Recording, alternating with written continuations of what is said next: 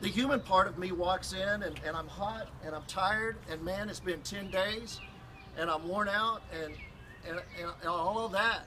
And there's the tourism thing and I got to make sure I get my pictures, but at the same time, there is the Holy Spirit within me that comes in, and I wonder what he's feeling whenever he returns to that scene of the crime, that place of death.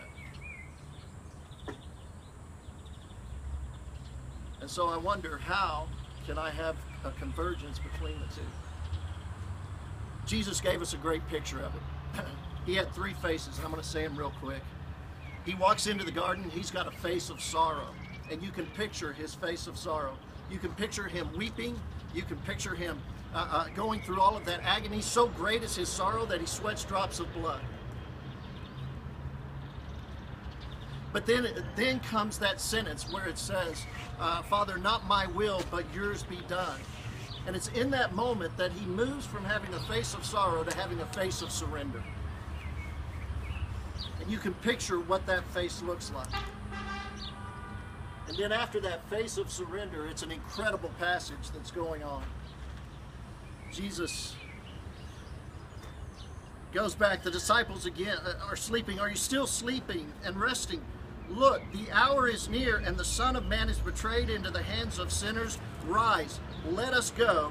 Here comes my betrayer.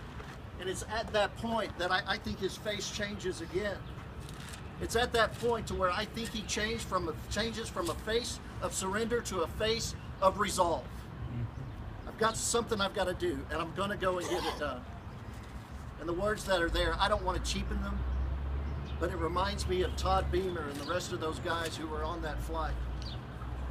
And he's got Psalm 23 that he recites with the guy on the phone, and the Lord's Prayer that he recites, and they can hear the group talking in the background. And then there comes that point that, you know, I can feel as he's going through the Lord's Prayer, I can feel him having those feelings of, man, I don't really want to do this. But then there comes that point to where he gets to gather, hey, are you guys ready? Let's roll. And it changes from a face of despair into a face of resolve.